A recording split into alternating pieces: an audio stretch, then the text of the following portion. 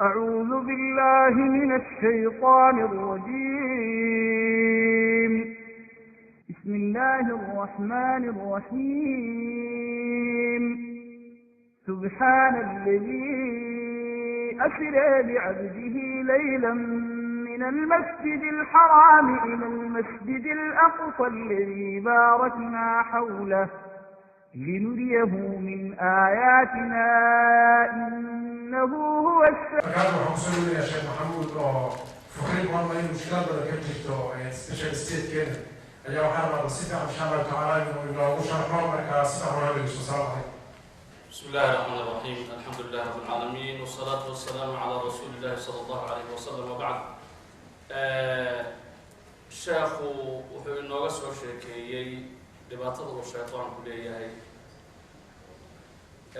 waxaa ka mid uu sheegay in uu kala geeyo reer isdabay oo isku fiicnaa oo wada dhaqanaya inuu kala geeyo. waxaan u malaynayaa hadda inaynan aad in loo sii caddeeyo u baahnayn dad badan oo la kala geeyo magaaladan aynu ku noolahay Minnesota inay aad u fara badan yihiin oo og tihiin ama dariskiina ama wixiga dadku intooda badan bay inay isdabin inta halkan degani inta badani inay yihiin dad kala socda. marka waxaan doonayaa waxa talaaqa la yidhaahdo inaan marka hore sheego bal wuxuu yahay ma huwa talaaq. ثانيا inaan sheego xukunka uu qaadanayo talaaqu ma waajiba sidiisaba oo furitaanku ma shay waajiba ma xalaalba ma sunna. marka saddexaad inaan sheego ma mashruucba diinta islaamka oo kitaabka iyo muxuu ahaay sunnaha nabiga iyo ijmaaca ma laga helaya. ka saddexaad waxaa weeye ka afraad baan u jeedaay xikmada ku jirta furiddu maxay tahay, xikmada wax loo furayaa iyo ujeeddadu maxay tahay oo diinta islaamka. ka afraad waxaa ka shanaad waxaa weeye yaa wax fura, waxa wax furhayaa muxuu yahay iyo shuruudaha uu leeyahay. ka lixaad waxaa weeye waxa la furaay wax lagu furaay waa nudqi hadal miya hadalku muxuu yahay sidee dalaaq uu dhacaa. ka lixaad waxaa weeye dalaaqa cadadkiisa inta wax lagu furaay ma halba ma laba ma saddex ba iyo culimadu waxay ay ka tiri.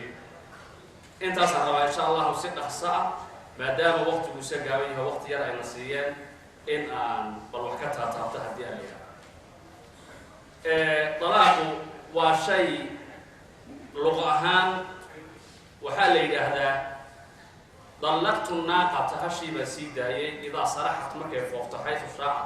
meeshay doonta kalaamka carabiga luqa ahaan waxaa lagu yidhaahdaa neefka markii inta la sii daayo xarigga laga furo uu duurkiisa u dhaqaaqo yaa la yidhahdaa dallaqa.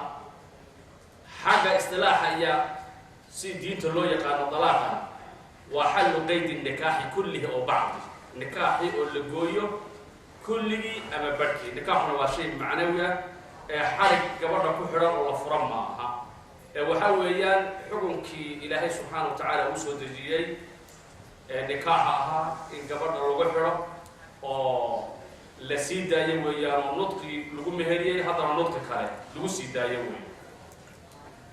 istilaaxiisu waa sidaas, waa nikaaxi oo ama badh la sii daayo hal labo ama saddexdiiba la sii daayo waa xagga istilaaxiisa.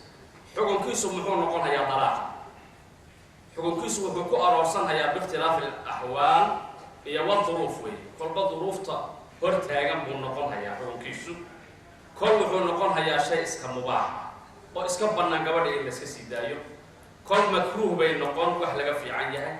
kol sunnay noqon in la kala tago. kol waajib bay noqon in la kala tago. kol xaaraan bay noqonaysaa axkaamul khamsa ku dureersanaya. haddaan mubaaxii bilowna muxuu noqon mubaaxu markuu iska bannaan yahay. markuu iska bannaan yahay waxaa weeye markuu ninku u baahdo inuu gabadha furo. maxaa loo furay?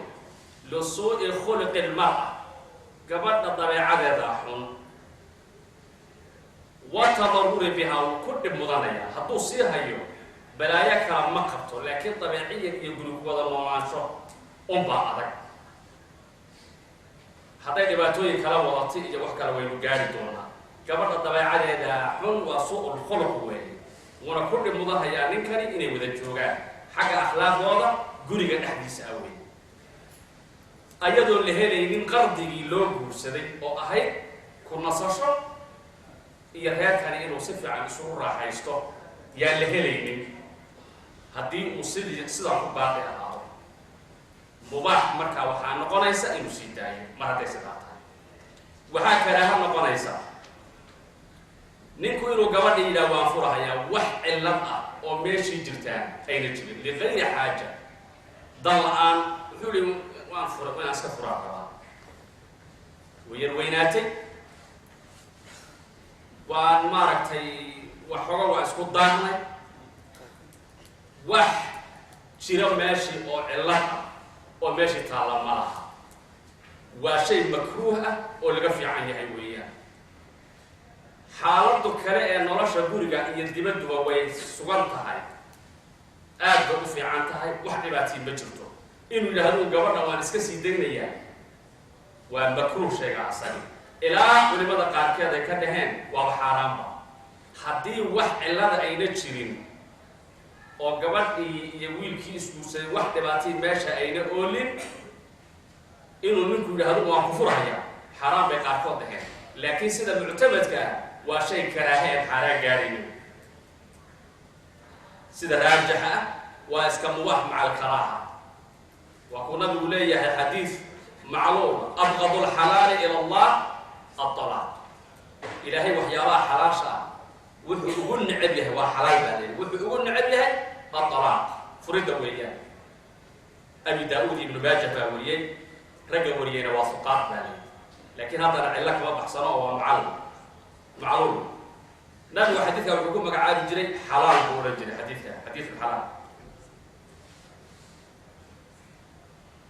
محايا لي وجه الكراهه وحاول لأن فيه إزالة للنكاح المشتمل على المصالح المطلوبة شرعا وحكوه لمن أيام مصالح المطلوب كأحد مصلحة إلا الربي إلا طلبي شرع وطلبي أحد إلا وضع وراء تيجو قوينيا تاسوكو نقريا مكتوبي أي تصدحا إلا فرع أولا كاتوا واصن معها ولو باهي إلا كاتوا بحيث يكون في البقاء على الزوجية ضرر على الزوجة هذه اللي سوى الجوجة وحكون بدن هي سجبت إبادته هو كأحد مصلحة إلا الربي إلا طلبي شرع وطلبي أحد إلا وضع وراء تيجو قوينيا تاسوق النقرية مكتوبة أي تصدحا إلا فرع أولا كاتوا واصن معها ولو باهي إلا كاتوا